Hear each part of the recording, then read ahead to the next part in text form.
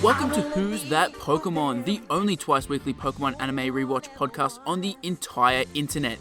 If you didn't know, this is a retrospective look back on the Pokémon anime series, episode by episode from the very beginning. This show has been airing for over 20 years now and has over 1,000 episodes, yet it seems to be a little bit neglected from Pokémon fans, so I thought it was about time it got a podcast entirely dedicated to it. Today's episode is episode 6 of the Indigo League season, titled Clefairy and the Moonstone. The Japanese title for this episode is Pippi and the Moonstone, which obviously that is just Clefairy's name in Japanese, so essentially the exact same title. So this episode first aired on May 6, 1997 in Japan, and in the United States on September 15, 1998. The time between the Japanese and American broadcasts was 497 days, which was obviously the shortest time between Japanese airing and American airing at the time. But it also marked the first time that the dub had been under 500 days behind, which it's a pretty big milestone at this point in time because, you know, initially starting off the show was way behind, but it catches up pretty significantly. The episodes were airing one episode per weekday in the States to begin with, while in Japan it was once per week, so obviously you can catch up pretty quickly when it's 5-1. On this day in Pokemon history for the Japanese air date, there was nothing of real note. However, on this day in Pokemon history for the American air date, in 1999 and in 2000, Pokemon Snap was released in Australia and Europe respectively, which, such a huge gap in release dates, that's something that just video game fans in general, not even just Pokemon fans, had to put up with kind of before maybe sort of the PS3, Wii, and Xbox 360 generation. I feel like around that time, localization and sort of releases had gone mostly worldwide, and obviously a bit after that, Pokemon started going with worldwide releases for basically all of their games. But yeah, back in the day, you would have random things like Australia sometimes getting the game first out of all of the non-Japanese regions, and then the US would get it, and then Europe would get it ages after. It's really, really weird. You would think, like, at the very least for the English-speaking European countries, you could just be like, oh, we've got the Australian localized version, why don't we just chuck that over into Europe? But I guess they may have had their reasons. Pokemon Snap, a very beloved game by not even just Pokemon fans. I think a lot of people who aren't really huge Pokemon fans did have a special affinity for that game. Personally, I do look back on it with nostalgia, but as someone who's kind of revisited it multiple times since, you know, being a kid, it doesn't really hold up. It's not a great game. There's not that much Pokemon in it. There's not a whole lot to it. And, you know, people clamor for a Pokemon Snap 2, but, you know, there's really just, I don't know, there's just really not that much to this game. And I think most people would end up disappointed if they did go down the path of actually making a sequel for that game. So for this episode, the screenplay was written by Atsuhiro Tomioka. He had previously written Ash Catches a Pokemon, so this is his second episode that he has written. The debuts in this episode, there are no human debuts for recurring or major characters. For Pokemon debuts, we get the debut of Zubat, which also happens to be Brock's Zubat, Paris, Clefairy, Staryu, which also happens to be Misty Staryu, and Clefable. The Who's That Pokemon for this episode, as you may have guessed from the episode title, is Clefairy. So with the background info out of the way, let's jump into the episode summary and discussion.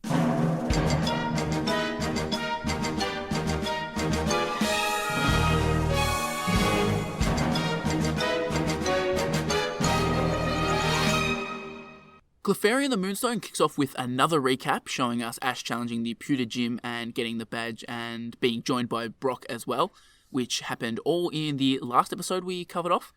And they really do love a recap at this point in the anime, but I think it's fair enough. You don't really want the kids being confused why this strange man has just joined Ash, so I kind of get why they keep doing all these recaps, because a lot of major things are happening that you kind of do need to recap in this sort of era where it's really blink and you miss it. If you don't see it when it happens, you're probably not going to be being able to witness that for a very long time. So, like, having recaps when Ash catches his first Pokemon, beats his first gym, new traveling companion joins him. I think it is the smart choice, even though, it might be a little bit annoying when you go back and rewatch it and you have to sit through 30 seconds of recap. We've also got a little bit of a dub change here. The narrator's statement in the English dub is mostly the same as the Japanese here. However, it does skip over the fact that they're heading to Cerulean City.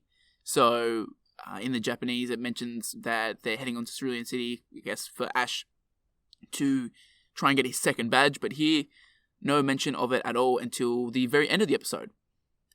So let's jump into the actual episode itself. Ash, Misty, and Brock are hiking towards Mount Moon, discussing the legend of a meteor made of Moonstone crashing there in prehistoric times.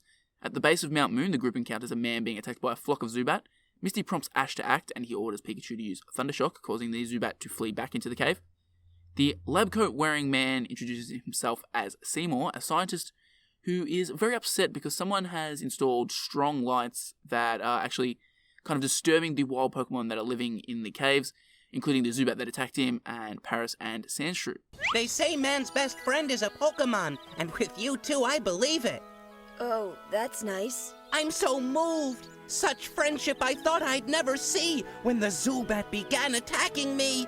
I thought I was done for when who should arrive, two heroes thanks to whom I'm alive. I'm alive!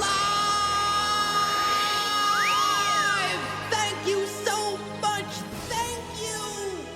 I thought it was a little bit weird that the Moonstone is kind of treated as something that came from outer space and is a meteor, when I just thought it was a widely manufactured item. Maybe it's a little bit different in the original Japanese, but in the dub, they're kind of treating like the Moonstone as this sort of mythical thing, which, it doesn't really jive with kind of the game mechanics where many Pokemon can only evolve due to the Moonstone.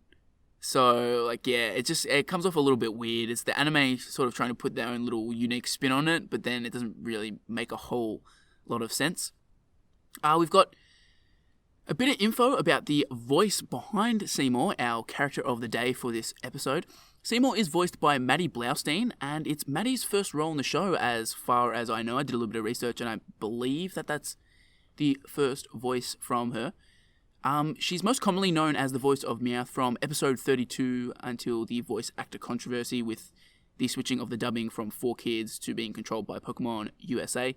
She also voices Bill, Lieutenant Surge, and Bruno.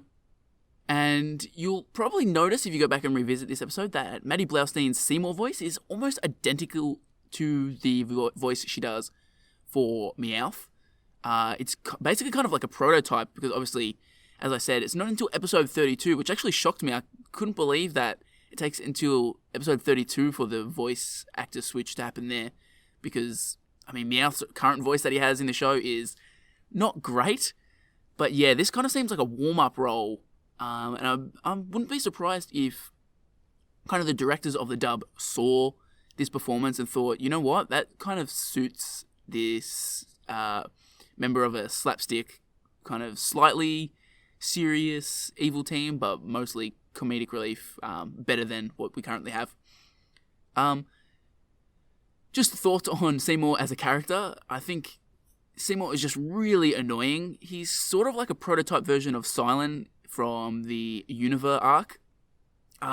He's always butting in with poetry, sort of the same way that Silent would butt in with his kind of, evaluation and connoisseur type shtick, which, gets old fast. And even here, Seymour doing this sort of routine, it's not great. We've got a dub change here, though. Seymour actually talks about romance in the Japanese version while he recites poetry in the English version, so it doesn't sound any less annoying in the Japanese version, but a little bit of a difference. Another dub change here as well. Seymour's two main virtues are changed from love and courage to knowledge and research in the dub. When he announces the virtues, the Japanese version has them written in the background. The dub obviously erases all the kanji from the English version because that would probably confuse the little kids a little bit. I did think Seymour, he gets called Mr. from Ash because Ash doesn't know what his name is, so he just calls him Mr. And Seymour acts really disgusted that Ash would call him Mr. It's such a strange reaction, and it just overall adds to Seymour being just a really weird character. It also begs the question, why doesn't Seymour just, pull down the lights that are in Mount Moon that are disrupting the Pokemon? Like, I get that it might not completely solve the problem, because obviously pulling down the lights doesn't get rid of Team Rocket, who are the real menace here, not the lights that they've hung up. But still, it's better than nothing. Like, no one even just brings up the idea or even, tries to pull them down, which I feel like that would be like your first step. But nonetheless, apparently that was too much for Seymour to do. I do have a couple more bits of trivia here about Seymour. A lot of Seymour talk at the start of this episode. Seymour was actually the first character of the day to appear in the Korean dub of the anime, due to the Challenge of the Samurai episode being banned in South Korea, so they never saw Samurai. And yeah, that first character of the day ends up being Seymour for them. And our last bit of trivia for this section, Seymour was revealed to be an employee of the Pewter Museum of Science in the original version of Clefairy and the Moonstone, rather than in the dub just being a simple scientist, and, they never really mentioned where he's from, which I think that's way cooler in the Japanese version. I don't know why they didn't include that in the dub. Yeah, I think that adds a little bit more to his character rather than him being an absolute complete dork. I think, yeah, having name dropping like the Pewter City Museum, it'd be pretty cool. And also, it's a nice little nod to the games where we don't see the Pewter Museum when we head to Pewter City in the show, but people familiar with the games would recognize it. Seymour explains that he believes that the attackers are after the Moonstone. He says that it is a massive boulder believed to be 1,000,000 years old or more, and it's hidden deep under Mount Moon. Fragments of the stone are said to increase a Pokemon's power, and Seymour theorizes that this is because the resident Pokemon came from outer space and used the Moonstone as their spacecraft. At that moment, a Clefairy bounces past, carrying something. Ash scans it on his Pokedex and decides to catch it, but Seymour intervenes. Instead, Meowth traps the Clefairy. Brock and Ash agree that they have to stop Team Rocket before they can make any more trouble inside of Mount Moon. I do kind of dig that Clefairy was originally talked about as being Ash's partner. It's a cool little bit of Pokemon history. If you didn't know, that was kind of the original plan, was to have Clefairy be the sort of mascot alongside Ash, which they obviously changed for Pikachu. But yeah, I think that's actually, it's a really interesting thing to look at. I believe, from the top of my head, they may have changed it because they thought, it being pink and seen as kind of girly would inhibit their chance of being successful. I think they were thinking worldwide rather than in Japan, because I feel like probably in Japan they would probably not care too much. But yeah, overall, I do think they made the right decision to go with Pikachu. It has a more universal appeal rather than Clefairy's design. Not that I dislike Clefairy, but I think it's a little bit bland the way quite a few just normal type Pokemon could be around that time. They were just like a bit like, whatever. It's there, but it's not great. It's not terrible. It's just, it exists, which I think Pikachu is a little bit more exciting to go for a mascot option. And I also do enjoy the little nod to the games here with having Team Rocket cause nuisance inside of Mount Moon. This episode very easily could have just been focused on like a mystery about the Moonstone and them discovering it, but they do throw in Team Rocket causing havoc, which I feel like is a little bit of a nod to the games, where you have your first encounter with Team Rocket inside of Mount Moon, in the Kanto games obviously. Team Rocket freely admit to putting up the lights inside of Mount Moon, and Meowth also reveals that their plan is to steal the Moonstone. Ash and Brock challenge Jessie and James, resulting in a battle pitting Jessie's Ekans and James's Coughing against Ash's Butterfree and Brock's brand new Zubat, who was apparently caught at the entrance to the cave. James orders Coughing to generate a smog attack. Ash counters with Butterfree's Whirlwind, and Brock asks Zubat to use Double Team. The two Pokemon turn the smog back on Team Rocket, much to their surprise. The four Pokemon exchange attacks, culminating in a supersonic attack from Zubat and a Whirlwind from Butterfree that sent Team Rocket blasting off again without Meowth. Ready or not! Coughing! Butterfree, I choose you! Here we go!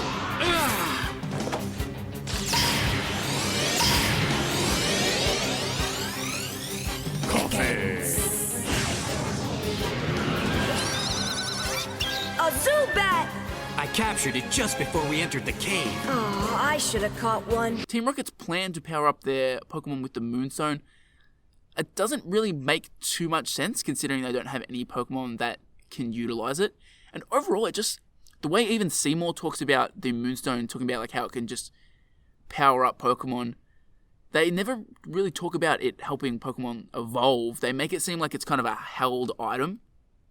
And yeah, I don't know, it feels like they're talking about it in a way that the Moonstone actually is, where it's an evolutionary item rather than something like that powers up Pokemon. It really feels like they're talking about it's something that can help any Pokemon, because, Team Rocket definitely don't have anything that can utilize it, at least in the way that it's utilized in the games.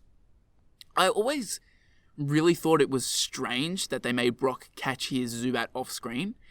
Like, even the way that this episode progresses, there's not even a realistic time where he could have caught a Zubat off screen at the entrance to the cave, because we had just seen them entering the cave, and there's no like real significant time cut. So it just doesn't really jive well, especially with like the ham-fisted explanation. Like Ash has to go, "Oh, you've got a Zubat," and then he goes, "Yeah, I caught it at the entrance to the cave." Like, it just comes off really strange. I would have much preferred to see Brock actually catch it, because it's a little bit let down. The first time Brock actually adds to his team as part of the main party of the show, he doesn't even actually get it shown.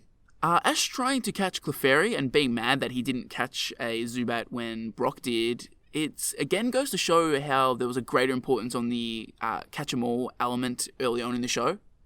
Basically, anytime Ash sees a brand new Pokemon that he checks out with his Pokedex, he tries to catch it, and when he doesn't catch it, he's pretty let down.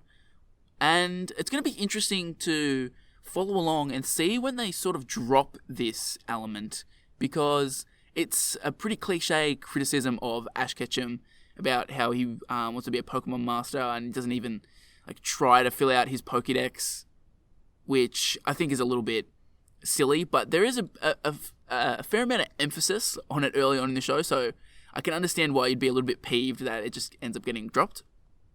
A piece of trivia here: this is the first episode to feature a double battle, although double battles were not properly introduced into Generation 3, and it's not really referred to as a double battle, but it's two people on one side and two people on the other having a battle, so it's a double battle. There's an error here. When Ash commands Butterfree to Whirlwind away the smog, Brock commands his Zubat to use Double Team, yet it uses Whirlwind as well. This is presumably an error in translating from Japanese, where Brock ordered Zubat to team up with Butterfree. So, just a little bit of a mistake on the translator's part there. Misty and Seymour follow the Clefairy as it exits the cave and up a mountain. Meowth, waiting in anticipation, appears and demands the Moonstone. Misty sends out Staryu by dropping its Pokeball into the river. Without much trouble, Staryu sends Meowth blasting off as well. Brock feeds all the Pokemon with Pokemon food made according to his own special recipe. Seymour tastes it and deems it not bad, and Ash follows suit, but he finds it disgusting. Meanwhile, Clefairy and Pikachu are having a conversation on a nearby rock. They hop away, followed by the rest of the gang. They arrive at another cave where they find the huge core of the Moonstone. Clefairy adds its stone to the ring at the base of the core, which completes the circuit. The large core, surrounded by the smaller fragments, begins to glow blue in the moonlight. Dozens of Clefairy approach and begin to dance around the Moonstone, praying to it. Seymour states that humans are supposed to ride the stone back out to the stars, but his epiphany is interrupted by Team Rocket's return. There are so many of them. Clefairy, fairy, Clefairy. I think it's saying hello. Yeah. Oh, look at them.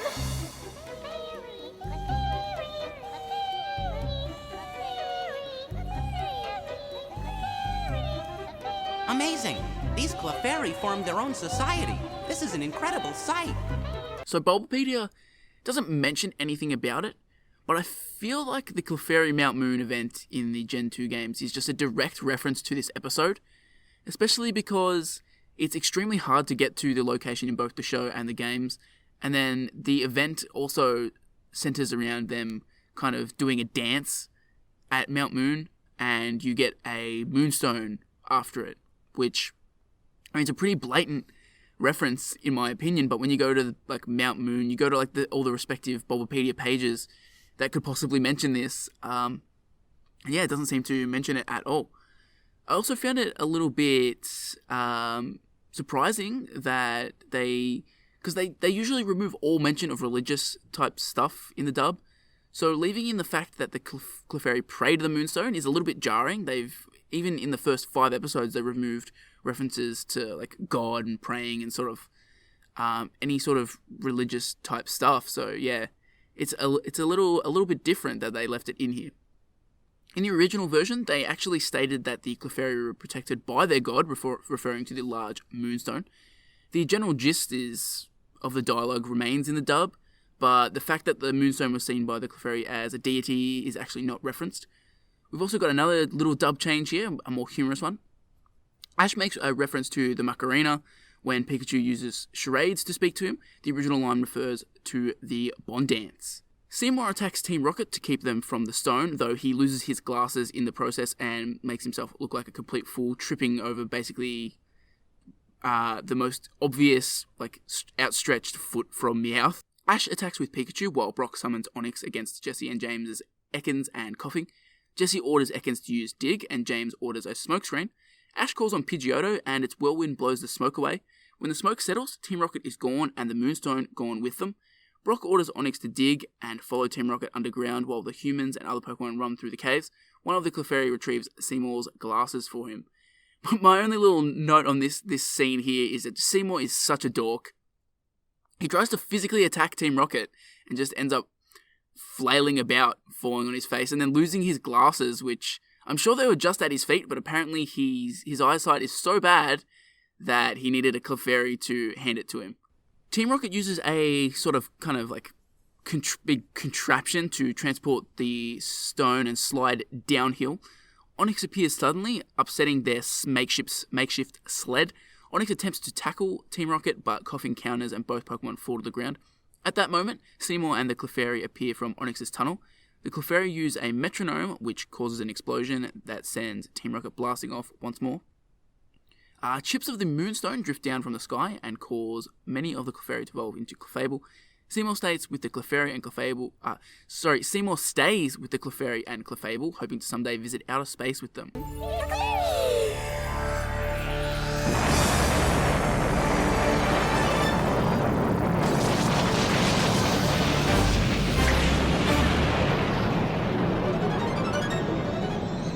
Well, it looks like Team Rocket is Blasting off again!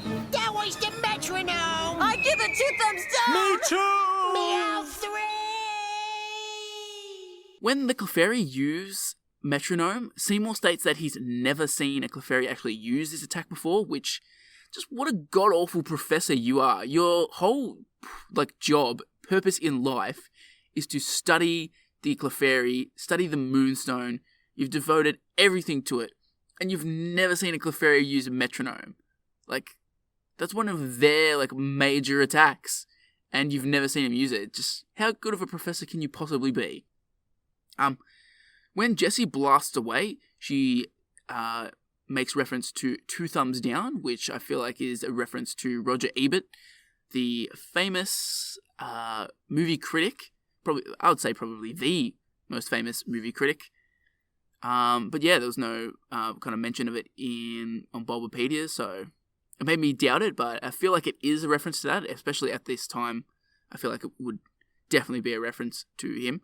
A bit of trivia about Team Rocket blasting off as well. The twinkling star that appears usually when Team Rocket blasts off out of view makes its first appearance in this episode here.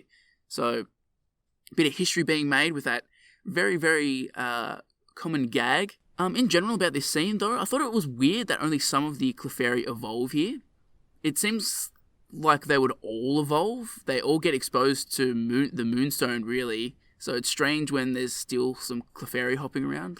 Why didn't they become a Clefable? It doesn't make a whole lot of sense to me. And just at the end of this scene, good lord, Seymour busts out a line. It's literally just all quiet. Nobody's saying anything. They're kind of looking at the Clefairy that have evolved. And then Seymour breaks the silence with the line, "I've decided to live here with the Clefairy." And I don't know why, but it just made me laugh so much. I found it so funny. It comes straight out of the blue when the gang have just been in silence. And then the fact that he's even going to live in the mountains with these Pokemon is just incredibly absurd. And then my final thought was just, who even asked or cares? Like, for all Ash, Misty, and Brock know, you already live in this damn cave. The only time they've ever seen you is at this cave. So for all they know, you already live here. And I'm going to be honest, I don't think they really care too much about you living with the Clefairy with your absurd dream of riding the Moonstone into space. I think, in fact, they just think of you as an absolute nutter. So when they wave goodbye to Seymour and they part ways, they really cheap out on the animation here. They make the goodbye just a still image of Seymour waving from a cave with some Clefairy and Clefable around him, and then Brock, Misty, and Ash walking off into the distance, which it's a bit of a cop-out there, cheap way to go about it, and it's really jarring that they have quite a bit of dialogue over this, and it's just really noticeably cheap. And my final bit of trivia here, this is the first episode to feature stone-induced evolution, so this is your introduction to them. If you're outside of Japan, because the games hadn't released yet. So they weren't released for about a couple more weeks, I think. So this is your introduction to stone-based evolutions. Following the night's events in Mount Moon, Ash, Misty, and Brock reach Cerulean City, well, the outskirts of Cerulean City. Ash instantly notices Gary has left some graffiti on a sign pointing towards Cerulean City. The message infuriates him, and Ash speeds down the road to try and catch up with him. What's the hurry? He'll never learn. And so Ash races to catch up with his rival. Is he running towards victory, danger, or disaster? No one knows for sure, so be sure you're here for the next Pokémon. I do love here, there's a little bit of foreshadowing of Misty and her background, because when they reach the sign saying that Cerulean City is ahead, Misty's whole demeanor immediately changes. She's upset, clearly upset that they're heading to Cerulean City, and when Ash speeds off, she kind of calls after him, like, what's the rush? She really doesn't want to head back to Cerulean City. Obviously, there's a bit of a dub change here. The Cerulean City sign is translated because Cerulean City isn't the name of Cerulean City in Japan. Gary's message on the sign changes from Shigeru has arrived, Satoshi's a moron, to Gary was here, Ash is a loser. And in the original, it also had Gary's transparent image superimposed over the sign. It showed him pulling down his eyelid and sticking his tongue out at the same time, which is a kind of childish Japanese taunting gesture, and akanbei, which that was eliminated from the English dub, weirdly, because I feel like that is sort of a universally understood gesture, but you do you, 4Kids. But for some reason, the sound effect of Gary doing this is still retained, so, you know, remove the actual visual portion, but still have a weird out-of-place sound effect. But yeah, that's the whole episode, the whole rundown of Clefairy and the Moonstone. What were my thoughts on the quality of the episode? Well, I thought the episode was okay. It really picks up when the gang actually see the Moonstone for the first time, and I think it's an enjoyable ride from then until the end. However, I find the start of the episode pretty bland, and as a whole, when I kind of, analysed this episode, I thought it was a pretty basic installment for the series. I really, really disliked how Brock just catches his Zubat off screen randomly, and overall, as you could probably gather, I really dislike Seymour. He has a couple of unintentionally extremely funny moments, but those, I don't think they were meant to be funny in the way that I found them funny. And for the most part, he's just really tedious to listen to. Overall, the episode's not terrible. However, I would have liked something a bit better for the episode that was focused on Mount Moon, as you could definitely pull some good stories out of a setting like this. I think there was a good chance to have like a lot of intrigue and mystery, which we don't really see until Clefairy leads Pikachu and the gang to the Moonstone, where you see a little bit of that. But before it, it's a bit generic. A bit generic, like Team Rocket, get-rich-quick scheme type setup, where like, they've set up the lights in the cave, and the Pokemon don't like it, and then they even blow through Team Rocket like immediately as well. It's just, it really does take a while to pick up, and then even then it doesn't really hit any major high points. So a recap of the major events that happen in this episode. Brock catches a Zubat, Misty is revealed to own a Staryu, Ash's Butterfree and Pidgeotto are revealed to know Whirlwind, Jesse's Ekans is revealed to know Bite, James's Coughing is revealed to know Tackle, Brock's Onic is revealed to know Dig, and Brock encounters Team Rocket for the very first time. Obviously, Ash Ketchum's win-loss record is still 0 wins and 1 loss because there was no proper trainer battle here. I'm only counting actual trainer battles here because his battles with Team Rocket are a little bit weird to judge, and they're also not proper battles, and no one really judges Ash's competency off that, so I decided to exclude that. But we are now heading into the trivia and errors that I still have about this episode. So, as with many of the episodes that we've covered so far, several scenes in this episode, including the Team Rocket motto, were shown in a sneak peek at Pokémon, the special, airing that happened before the show actually premiered.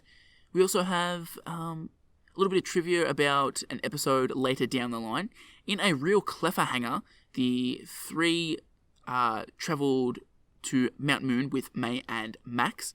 There they again encounter the Clefairy and Clefable and help them reunite with a young Cleffa.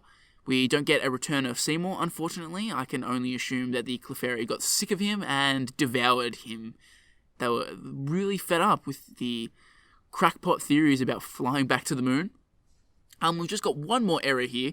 In the first Italian dub of this, Paris and Clefable's names are altered into Parasaur and Clefarian for unknown reasons. So, not sure what you were doing over there in Italy, but yeah, apparently Parasaur and Clefarian were Pokemon, according to them. Next up, we have got our Pokemail.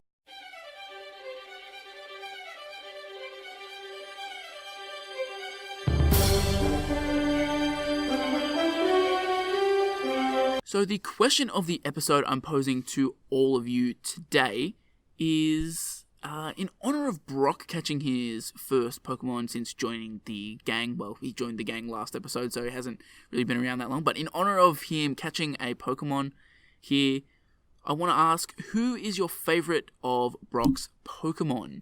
He's had quite a few over the years, a much wider variety than Misty, due to Brock actually heading into Hoenn and Sinnoh, so there's quite a lot to choose from. You've got stuff like his Mudkip and, all of the Gen 3 and Gen 4 stuff that he ends up with. I think I'm going to go for a bit of a left field one, I think, here. His Happiny, I did enjoy it. I was really heavily back into the anime during Gen 4, so a bit of a bias there. But I also did enjoy that it was kind of like Togepi 2.0. The Togepi kind of getting into wacky adventures sort of storyline that they use once it's introduced. It's always one of my kind of go-to enjoyable episodes whenever that would happen. So seeing Happiny take the same role, I really enjoyed its time in the anime. But yeah, that's basically it for this episode. Thanks for listening to Who's That Pokemon. I hope you enjoyed the show. If you're not subscribed to the podcast, you can find us on Apple Podcasts, Spotify, Stitcher, YouTube, and pretty much any podcast service except Google Play. You can also find the show on Twitter at Who's That PKMN Pod to keep up with the latest updates for the show. And I'm on Twitter as @SourceMarlow. But yeah, that's all for this episode. I hope you join me again next time as I take a look back at the Waterflowers of Cerulean City.